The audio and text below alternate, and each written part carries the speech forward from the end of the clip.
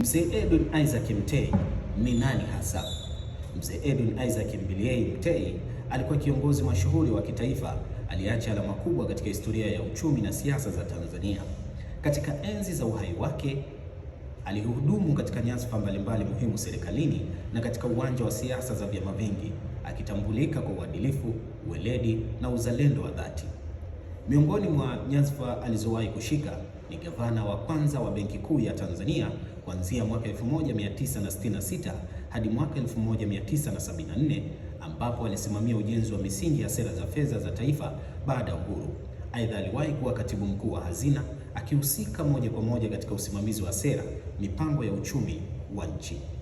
Katika nyanja ya siasa, Mzee Mtei alikuwa muasisi wa Chama cha Demokrasia na Maendeleo Chadema na mwenyekiti wa kwanza wa chama tangu kusajiliwa kwake mwaka 1993, nafasi aliyotumia kuimarisha misingi ya demokrasia, uwajibikaji na utawala wa sheria nchini. Mzee Edwin Mtei amefariki dunia usiku wa kuamkia Jumanne, Januari 20, 2026 nyumbani kwake Tengeru mkoani Arusha.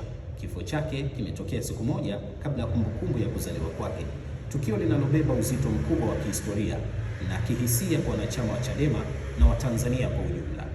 Mzee Edwin Mtei ataendelea kukumbukwa kama mchumi mahiri, mwanasiasa shupavu na kiongozi wa mfano aliyechangia kwa kiwango kikubwa maendeleo ya taifa na ustawi wa demokrasia Tanzania. Mzee Edwin Mtei anatarajiwa kupumzishwa kwenye nyumba yake ya milele Januari 24, 2026 nyumbani kwake Tengeru mkoani Arusha, nje kidogo ya jiji la Arusha.